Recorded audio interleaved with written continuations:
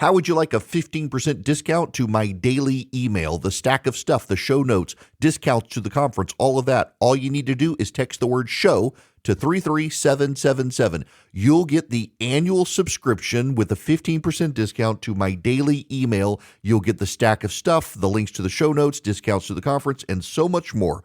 All you have to do is text the word show, SHOW, to 33777. Text show to 33777.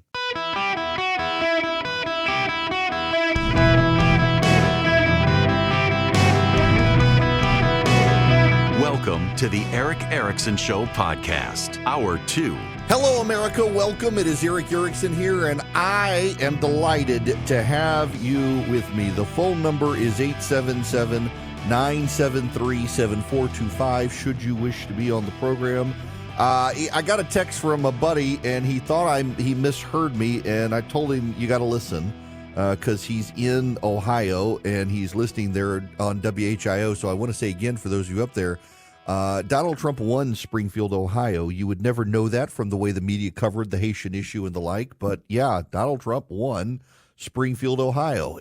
Now, Democrats will say, well, he's won Clark County twice. Yes, Clark County is where Springfield, Ohio is, but Donald Trump has lost the city of Springfield twice until now. Now, Donald Trump has won the city of Springfield pretty handily, taking it from Kamala Harris. He lost it to Biden, lost it to Clinton, and the moral of the story is, had you believed everything you were hearing on CNN and MSNBC, you would have thought he was going to get wiped out there. Nope, he won it. He won it. And this gets me to another story. The amount you hear in the media of, and one of the things you've got to understand how the media treats most stories is they don't want to just give you the facts. Like, here's what Donald Trump is doing. What the media does, and this is not a partisan issue, they do it with every issue. What the media does is they need a protagonist and an antagonist, because they can't just give you the facts. They have to every time tell you a story. Now let's review basic literature, basic writing skills. When you tell a story, what does your story have? A plot. Part of that plot is a beginning, a middle, and an end. If you're telling a story for Hollywood, there's always a dark night of the soul moment, a you're overwhelmed before triumph moment where you doubt. There are characters, and those characters play roles in the plot.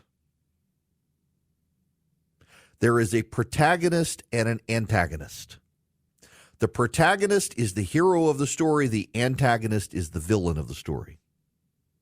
The protagonist has a goal to do something, and the antagonist's job is to obstruct that goal from happening. When the media covers a story, the media tells a story, and almost every single major news story out there now has a protagonist and an antagonist and a plot. There's the villain, there's a goal, there's something to be obstructed, and typically the story point is there is this poor person. If a Republican is in charge, there's a poor person who's going to be harmed by the antagonist, who is Donald Trump. When the Democrats are in charge, the protagonists are always the Democrats, and the antagonists are always the Republicans. When the Republicans are in charge, the protagonists are always the Democrats, and the antagonists are always the Republicans. Villains don't change for the media. So Donald Trump released a video yesterday, and he said this. And one other thing I'll be doing very early in the administration is closing up the Department of Education in Washington, D.C., and sending all education and education work and needs back to the states. We want them to run the education of our children, because they'll do a much better job of it. You can't do worse. We spend more money per pupil by 3 times than any other nation, and yet we're absolutely at the bottom. We're one of the worst. So you can't do worse.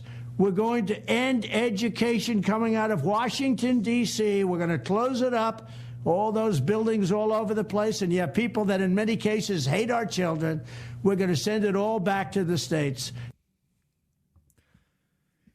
Amen. Amen. And the crowd said, amen. So how is the media responding to this today? Donald Trump is going to take away your Pell Grant. Donald Trump is going to take away your student loan. Donald Trump is going to take away your access to college. Donald Trump is going to take away funding for schools. It's a typical Democrat-driven narrative in the press today. They've learned nothing. They've forgotten nothing. They are the Bourbons of France. The media, they will cede their talking points to the Democrats. They will allow the Democrats to guide them in how they tell the story about Donald Trump gutting the Department of Education. I didn't get to play this clip the other day, and those of you who might be watching the live stream, I don't have the video clip ready to go, but I want to play you this audio. This is from Chuck Todd on election night, looking at the exit polling across America on the Latino vote for Donald Trump. If you're a Republican elected official, I need to pause. If you are an elected Republican official, in fact, you know what? Let me fire this up here in a way that helps me get this message out, because it really is that important. I really do want every elected Republican official. This gets them a time. Call all your friends, elected Republican officials. Call all of your friends. Tell them immediately you need to tune in at this very moment, because I'm about to make a profound point. But I want to make sure that I can, on the fly, your host is multifaceted, able to conjure up a video for the live feed of this program while I'm also doing the live radio talking, to make sure that not only does everybody hear Chuck Todd, whether you want to or not, but everybody who's watching by video might be able to see Chuck Todd make this point, because the point is such a profound point. I've been telling you forever, and I want you to know I was right. The data bears it out. I was right. So elected Republicans, wherever you are across America, I need you to hear this, because this is from the exit polling data for the 2024 election on what is drawing Latino voters into the GOP. Over to you, Chuck Todd. And there's one issue in particular, actually, that Republicans align closer with Latino voters, or Latino voters align more closely with the Conservative Party, and that's school choice. And that has been, and you can't help but wonder, both Florida and Texas have been very aggressive about expanding school choice. Where have Republicans made the greatest gains among Hispanic voters? Florida and Texas. So education, the economy, those issues, bread and butter issues. What? Turns out I've been right this whole time. Ha ha! Yes. Latino voters do not like American public schools. Do you know why Latino voters do not like American public schools? Because they're the most culturally conservative voting bloc in America. Let's go back to the pornography in schools. You know, the Democrats and members of the media, members of the press, vilified and excoriated Republicans for their supposed book bans. But notice, neither on CNN nor MSNBC did they want to show you the pictures of the books that Republicans were pulling out of those elementary schools. They were explicitly pornographic pictures. In one of the books that Republicans were banning, it showed a boy with another boy's erect male reproductive organ in his mouth. Yes, that was in an elementary school library. And Republicans said this book is inappropriate for that age group. And Democrats and members of the media would have had you believe this was book banning. Notice again, this was an example of the Democrats ceding the narrative to the press and the press giving disproportionate weight to the Democrats' claims. Republicans were banning books. No, Republicans were getting pornography out of elementary school libraries, and the media used it as a way to say Republicans were banning books. And this was a conversation not just on MSNBC, but on CNN and in newspapers across the country. CNN, a network that tries to play it down the middle, yet again bought into the Democratic narrative on this. And guess who didn't? Latino voters who did not want their children looking at pictures of people performing sex acts in books in elementary school libraries. Latino voters are extremely culturally conservative, and those voters love to get away out of school.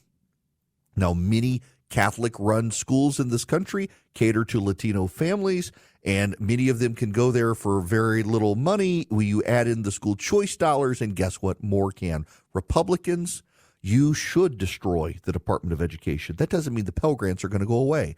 That's what the Democrats say. That's what the media is now talking about. The Pell Grants are going to go away for poor kids going to college. No, the Pell Grants aren't going away. Do you know how I know the Pell Grant is not going away? Because the Pell Grant is a grant authorized and administered by the United States Congress through the executive branch of the federal government. Though the Department of Education may die, the President of the United States cannot get rid of the Pell Grant because it would take legislation to do that. So the Pell Grant will continue. And yet the Democratic talking point is your Pell Grants are going to go away, driving people into a frenzy. The same people who lecture you on misinformation and disinformation are lying to you about Pell Grants and even student loans. Personally, I believe student loans should die.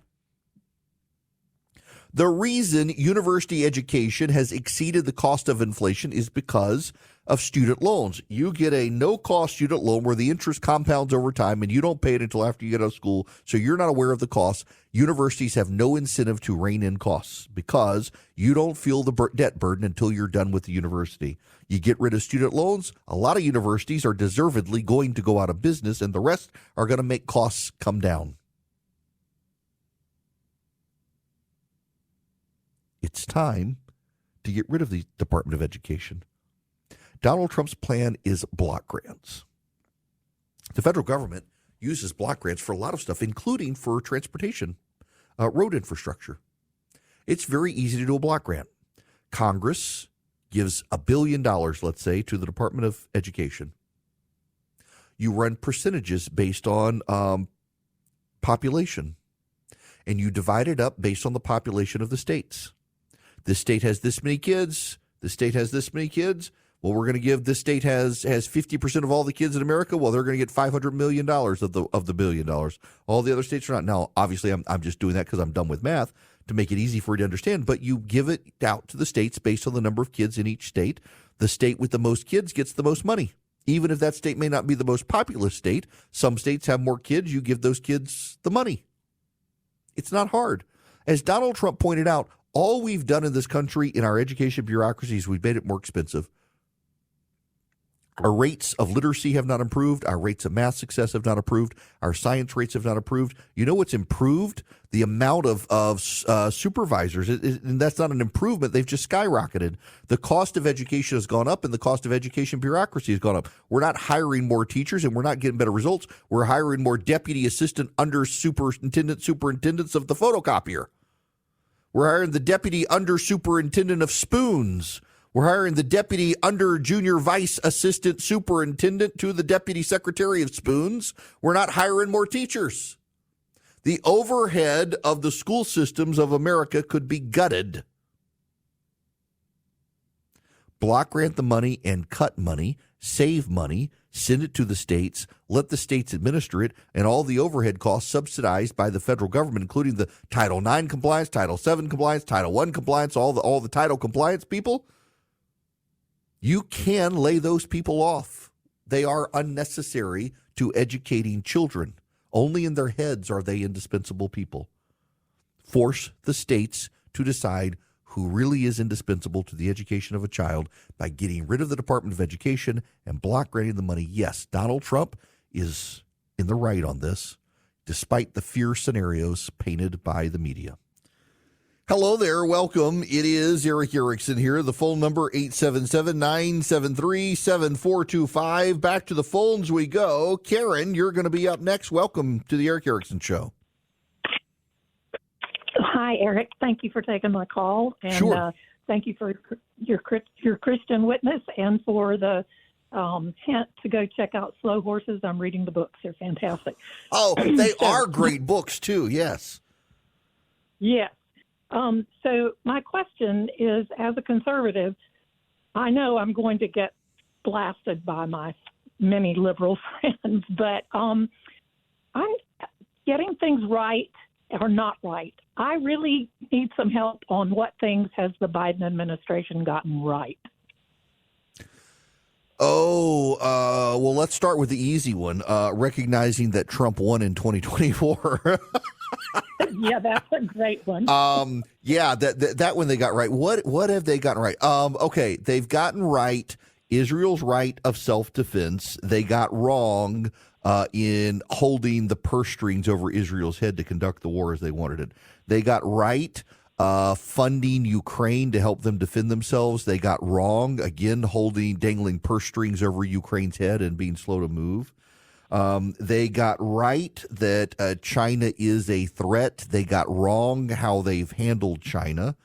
I'm trying to think on the domestic front. I'm not sure they got much of anything right on the domestic front. I would like to be charitable and give them credit for something, but I mean, they got so much policy wrong. They wrecked the economy, inflation, and all that. I try to be empathetic and charitable to the other side just in the name of intellectual honesty. But I honestly, I'm trying to think of something that the Biden administration got right domestically. And I don't know, honestly, Karen, that I can think of anything that they got right domestically. In foreign policy, they screwed up. They would get like the policy pronouncement right, but the policy application wrong. Like they support Israel, but they screwed up how they handled it. They support taking on the Houthi. They screwed up how they handle it. They support helping Ukraine. They screwed up how they handle it. On and on and on and on and on. And I'm not sure of a domestic policy they got right. You can get something right by going to Vision Computers today at visioncomputers.com or call them at 404-COMPUTE and let them build you a computer. If you're in the market for a computer, let them build it. You can go to one of those sites online. They're so complicated. What is the GPU? What GPU do you need? What about the CPU? How much RAM? How much all this other stuff? Vision will work with you like an actual human being works with you to build your computer, and then you get their 5-star tech support completely for free. But let's say you've already got your computer, or your business has computers, and you could use tech support. You can't afford an IT guy, or you're a freelancer, and you just can't afford to have an IT guy in your pocket all the time. Well, with Vision, for $179 a year per computer, they can be that IT guy for you. You get a special phone number, you call them, in 15 seconds or less, you get the answer to what you need. They can even remote into your computer. They can help you with email. They can help you with your printer. Anything about your computer, they can help you, whether you bought one from them or not. You get it for free if you buy the computer from them. If you haven't, though, $179 a year for Vision. Call them at 404-COMPUTE. Tell them I sent you. You'll save even more money. VisionComputers.com or 404-COMPUTE. Give them a call today. Tell them I sent you. Hello, my friends. It's Eric Erickson here, and I'm delighted to have you with me. The phone number is 877-973-7425 if you want to be on the phones. I need to have a grown-up, serious conversation with everybody. At MSNBC, for the last year, as I mentioned earlier, I've mentioned it several times, it essentially has been assassination-themed. Donald Trump is going to be a dictator. It's going to be the end of America. Historians will not be able to write history books anymore. It's been absolute meltdown by Michael Beschloss, Jonathan Lemire, Joy Reid, Stephanie Ruhle, Rachel Maddow, you name it, Lawrence O'Donnell. Just constant insanity about how this is the end of America if Trump gets elected. Combine that with the environmentalists. I have settled on a position that climate change is a real thing. The world is getting warmer, but I don't care. They really don't like it when you say it that way. Yeah, look, I think the entirety of planet Earth, just hear me out on this one. Whether you agree with me or not, just understand my argument. Even if you disagree with me, you've decided it's not real. Here's my argument, because I used to think it's not real. I think there are too many data points that, the world is getting a little warmer, but I don't care. We are a symbiotic ecosystem. Every plant and animal on planet Earth plays a role in the environment, and there are billions of us on the planet, and we produce industry at massive scales. So, yeah, I think we can affect the environment. However, we're also on a blue orb surrounding this giant ball of plasma in an ongoing nuclear reaction, which itself is spinning through a universe orbiting around the black hole. And I honestly can't tell you how much of what we're seeing on the planet is because of us and how much of it is because of our position next to a giant nuclear reactor that we orbit 24/7, orbiting a black hole in our position in the Milky Way that none of us have been alive to see the last time we were in this particular orbital space. And we know that other planets have also shown signs of climate change, and those planets lack human beings. So I don't care about climate change, and I think that we should adapt to it. Yes, we should be good stewards. I do believe as a Christian that God told us to steward the earth, and we should be good stewards. We should not destroy what God gave us, but we should work to leave it better than where we found it. However, environmentalists have decided the only way to leave the planet better than where we found it is to kill the human beings. And I'm not down with that. To put it very crass, I'm not willing to change my lifestyle so that Greta Thunberg will scowl less.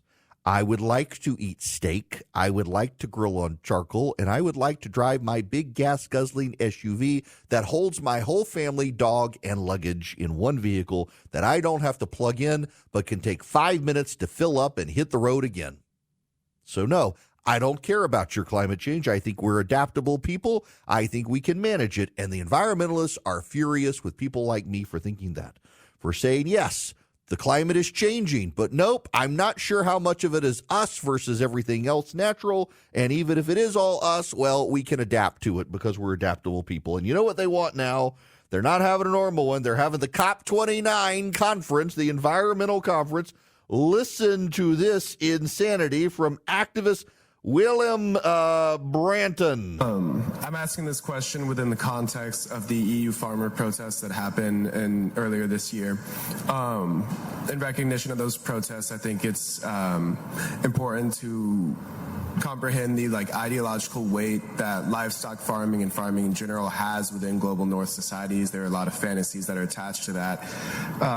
With that in mind, are there concerns among your organizations that such an initiative would incur a substantial reactionary response from members of these societies, be they politicians or citizens, that might harm other adaptation and mitigation initiatives in the future?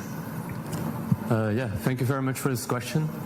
Okay, first of all, you got to note that this particular kid asking this question, global north societies, he's down with the lingo.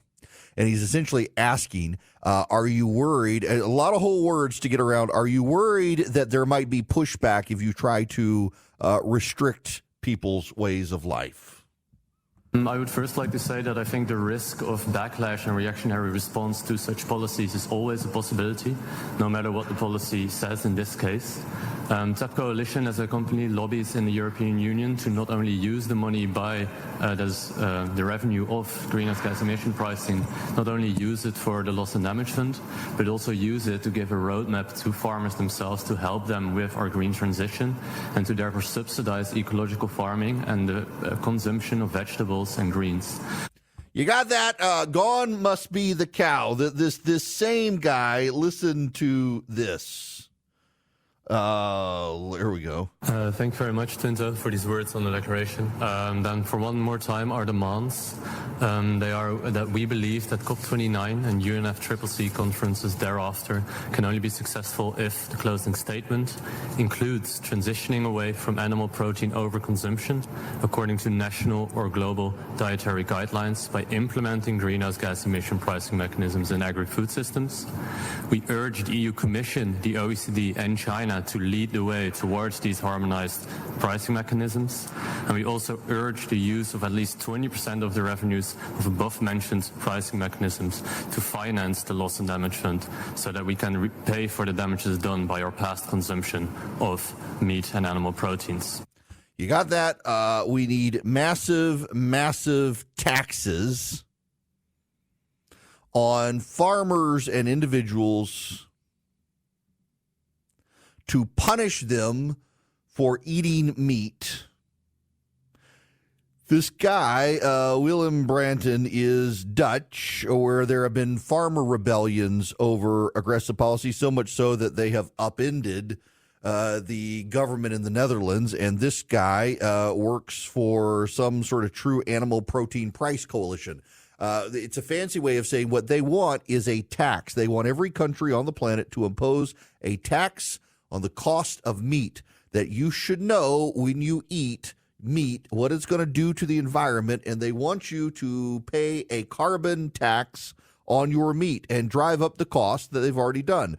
They want to lower taxes on vegetables, fruit, and quote-unquote plant-based meat and dairy, while adding real taxes to meat, dairy, and eggs because of the environmental cost of animal farming and the way it changes the planet. Now, here's the point in all of this. Couple the reactionary extreme rhetoric about loss of democracy and authoritarianism and dictatorship under Donald Trump on MSNBC with the environmentalists who just saw him get reelected, and we're headed towards some mentally unstable people trying more bullets directed towards people like Donald Trump.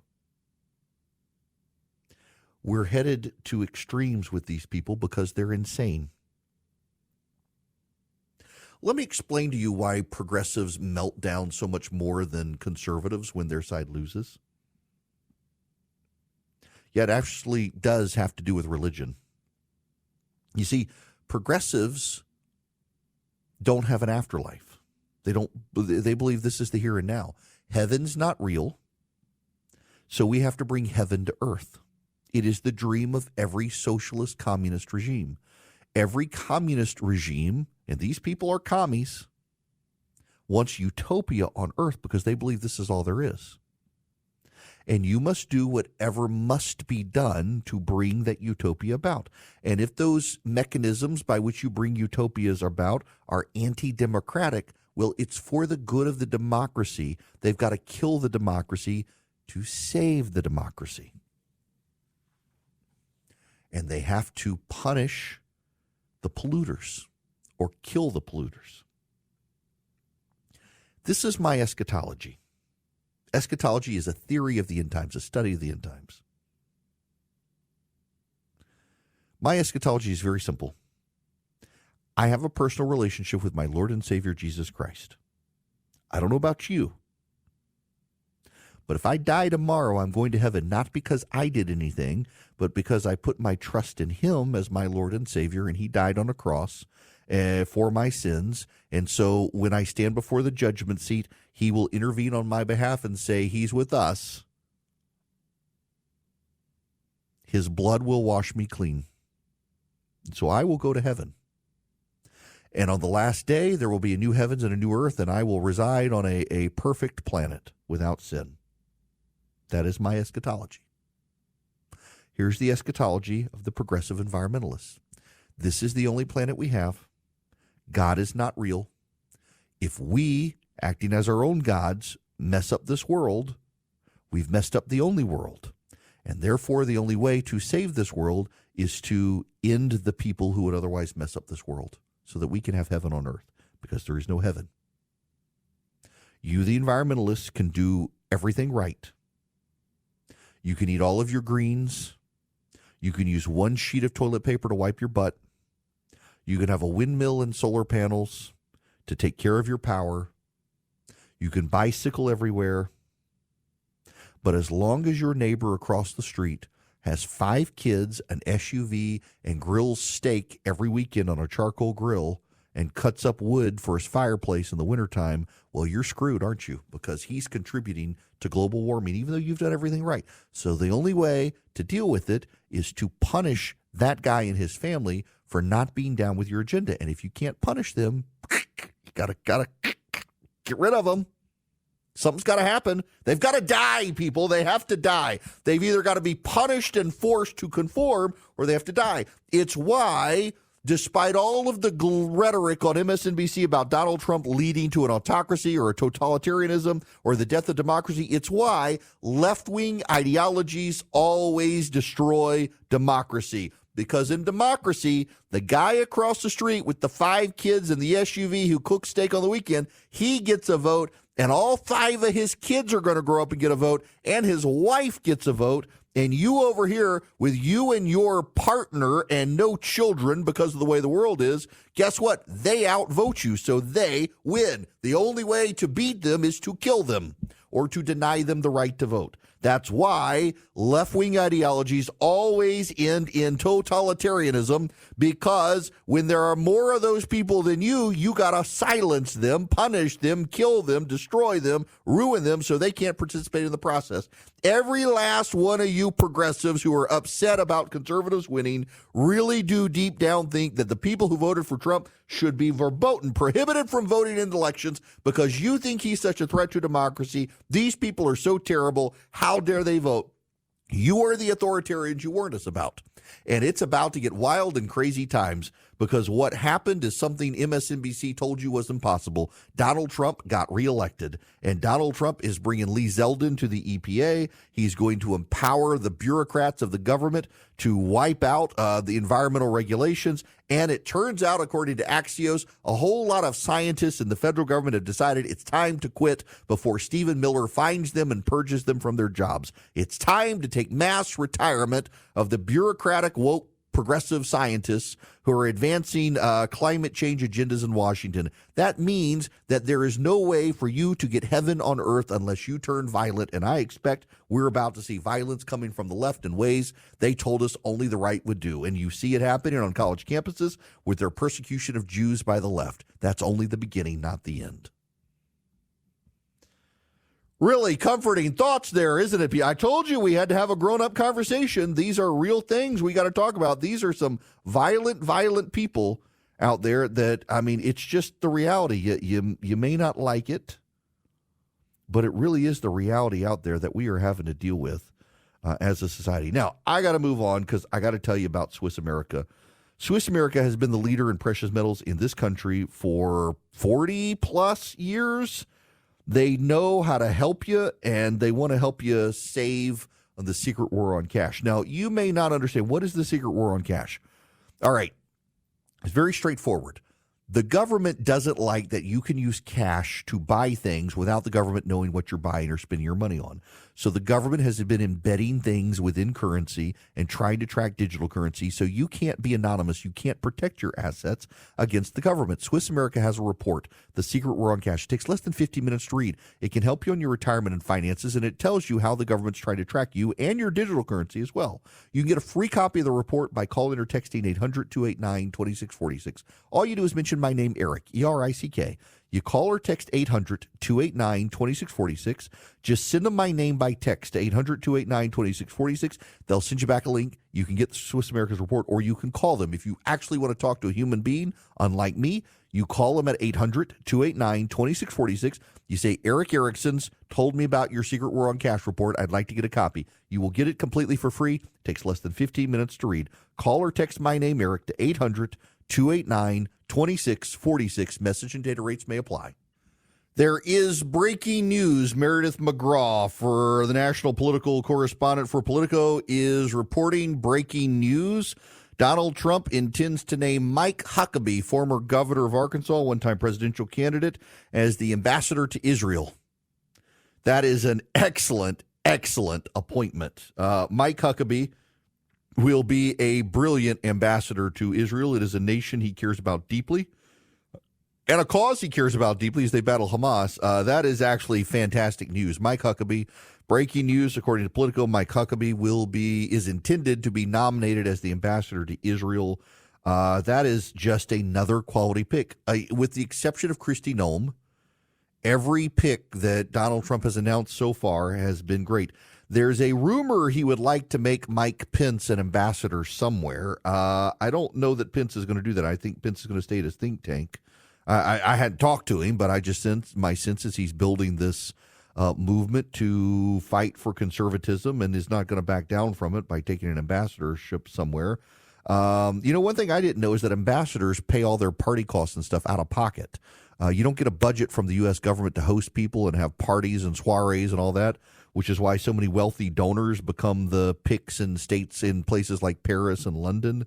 A lot of it's out-of-pocket costs. But this is a great one. Huckabee as ambassador to Israel is a strong, strong pick and sends the right signal to all of our enemies that Trump is serious. Same with Michael Waltz as National Security Advisor and Marco Rubio, Secretary of State, sends the right message we want to send to China, Russia, and all of our enemies. Now, I got to tell you about Hillsdale College, y'all. I have a passion for Hillsdale College. It's my favorite college in America. And, I couldn't get my kids to go, but I tried. If you go to ericforhillsdale.com, you can find out more about Hillsdale College. You can help them in their mission, and you can understand that they give you so much stuff for free because since the 1800s, so Hillsdale College was one of the very first colleges in the United States to integrate, and their reasoning was this, that everybody's created in God's image and every person is entitled to the best education possible. And they have, since the beginning, rejected the idea of indoctrination in favor of education. And so they give you just the facts with an appreciation for American history and culture. It's one of the things that sets them apart from so many institutions. And to get a taste of it, you can get a Primus completely for free. All you do is go to Eric, E-R-I-C-K, ericforhillsdale.com. Go sign up with Hillsdale College today. Learn more about them as an institution and what they do and all the quality content they provide. Eric, E-R-I-C-K, ericforhillsdale.com. Sign up with Hillsdale College today. Get in Primus for free, the podcast network for free, the lectures from Dr. Arnn for free, so much more at ericforhillsdale.com. Sign up today.